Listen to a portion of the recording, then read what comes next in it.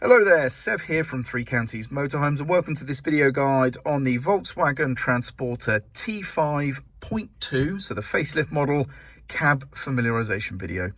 This video, we're going to go through the cab area, just telling you where the common sort of buttons and features are and controls, so that you have a good idea of where the important things you're going to need are. Now, this is, like I say, a familiarization video. It's not designed to give you absolutely everything in depth or replace your vehicle instruction manual, which I highly recommend you read anyway.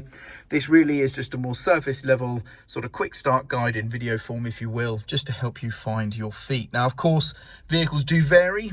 So the specification in this particular subject vehicle may be entirely different to yours. So there may be more or less features, and you may have or may see third-party additions as well. Of course, please just take from this video what clearly is the same as your vehicle and does apply. And like I say, if you do have any questions or anything you do need help with, then I do recommend you refer to your vehicle documentation and instruction manuals. Otherwise, let's get to it. So first things first, we'll start over here on the driver's door card. This particular model has electric windows, the controls for which are here, and of course they operate the driver and passenger cab windows. We have a rocker here for locking and unlocking the vehicle, and then we have the electric mirror controls. So this is a simple joystick that we can select either the left or the right mirror, and then using the joystick we'll move the mirror to adjust it for your liking. And the middle position here neutralizes the joystick, but it does enable the heated elements so that you can demist the screens. Next up, we have the controls here to the right of the driver's knee, if you will, or the steering column. We have the vehicle lights control here. This particular vehicle has the standard controls of off, side lights, and then headlights. Now, when you're in the headlight position, just pull out the control to turn on the rear fog light, and that will give you an indication on the dashboard as well. Now, it's worth noting some models can have automatic lights and some may have front and rear fog lights. The front and rear fog lights are operated in exactly the same way, except that the first pull out will engage the front and there'll be a second pull out stage to engage the rear as well. On vehicles with automatic headlights, it's worth noting that they only switch between off and headlights, and for vehicles that have daytime running lights, of course, off will have those on, but it only switches between that off and headlights position. So if you are requiring your vehicle's tail lights to be displayed to motorists behind you for extra visibility, but you don't want your headlights on, which is a prime candidate for side lights, for example, like in inclement weather, the automatic headlights won't do that. You have to manually select those positions, which of course you can do using that control. Also, automatic headlights do not turn on fog lights, so you still need to do that manually in the way I've described. Just here we have a dial to change the headlight angle, and some vehicles are fitted with a second dial here, which also adjusts the vehicle dashboard binnacle brightness as well.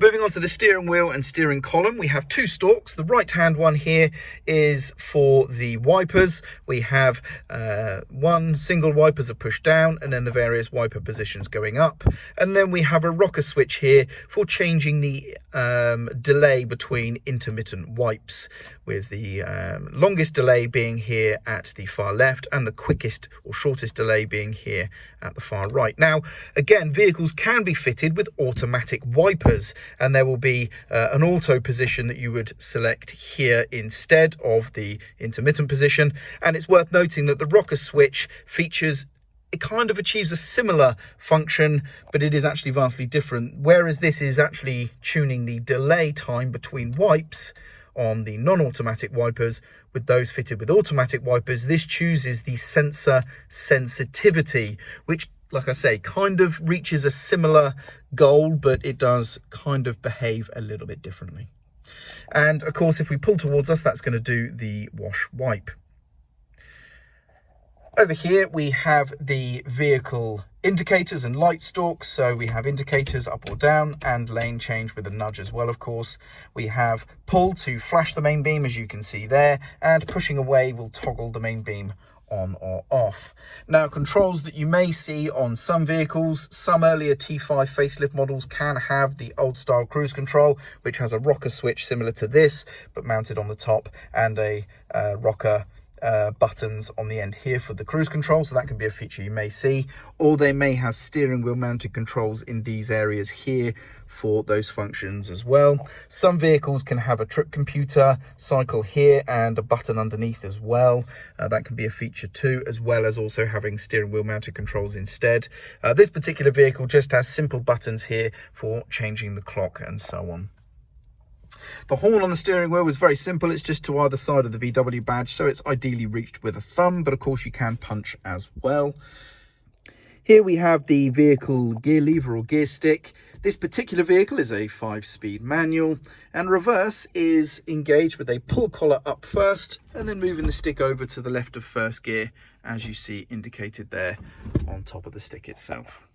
Over here in the central area, we have the entertainment unit here. This is the standard entertainment unit for this specification of vehicle, and it has a little cubby below. Sometimes you may see a more advanced unit in here from Volkswagen, or an aftermarket unit of some kind as well. Down here we have the vehicle ventilation controls, so we have temperature, fan speed, and also we have the fan position and a button for configuring air recirculation. This vehicle does not come with air conditioning. If your vehicle does come with air conditioning, then these 3 dials will be of a more similar size with a metallic or faux metallic trim similar to what you see here, and there will be a toggle button in the center for both the air conditioning and the air recirculation. We have a warning light here for the passenger airbag if that's been disabled or there is a fault. We also have a button here to turn off the stability program. That basically, the stability program basically stops unwanted wheel slip and spin, which can be kind of handy, but in a muddy field or something like that, that system can actually cause you some problems, so you can disable it if you wish. Here we have the hazard warning lights and a little cubby. And pulling out here, we have a tray that features a little, what's supposed to be an ashtray, but of course in the modern day, most people, or a lot more people are not smoking these days, so that's just another little storage cubby. And we have a 12-volt socket here. We also have drinks holders. Now it's worth noting that these drinks holders are sprung loaded. The idea is that you can kind of lever in a drink one-handed, and then when you take it out, the cup holder closes. The problem is these are actually prone to breaking. The lever that you can do one-handed to kind of get a cup in there can actually end up twisting this over time and causing it to break. And also letting it flap closed on its own can actually break it over time as well. So I actually recommend a double-handed technique. One hand to open and close the holder itself, and the other to of course move the cup. That way you should find you don't overstress the springs and the plastic here, and it should last you the lifetime of your ownership. But if you do happen to break this, then this tray is still purchasable as a replacement. It's probably not cheap, but it is still available to buy nonetheless. Otherwise, over here we have a lockable glove box. Down here we have a netting for documents and things. Up here we have dome light controls, and that's pretty much it. It's all standard vehicle stuff at this point. The handbrake is down here to the left. And that really is it for this part of the cab area. Now what I'm going to do is I'm going to hop out of the driver's side. Under here we have the steering wheel column adjustment, so just unlock that lever and the steering column can then be adjusted both in, out and up or down to your preference. The bonnet release is just here to the right of the driver's footwell, as you can see right there. Some vehicles are fitted with a button on the B pillar here where the driver's seatbelt sits. If you have a button there, that is typically to disable the internal motion sensors for your vehicle's alarm. So for example, if you were popping to the newsagent to quickly grab a pint of milk and a newspaper and you wanted to leave the dog in the car, you could get out, press that button and the dog won't set the alarm off whilst you're in the shop, for example. Most vehicles also have a sticker here on the driver's door sill for the tyre pressures, so that's easily visible just there. Now I'm going to go over to the passenger side.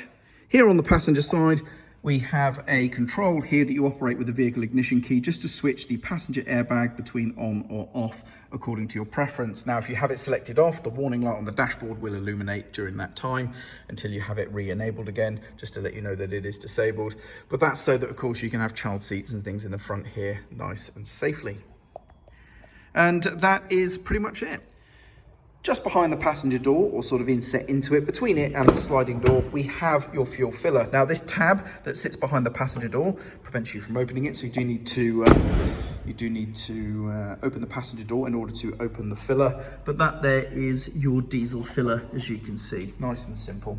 And you can just close it like so. And there we go. That about wraps up the video today for the cab familiarization for the Volkswagen T5 facelift model, the T5.2. Hopefully you found it useful and informative. As mentioned, of course, if you do have questions, then please do refer to your vehicle documentation or manuals. But hopefully now you have a good understanding of where things are and how most of the common functions and controls work. I'm Sev. Thank you very much for watching.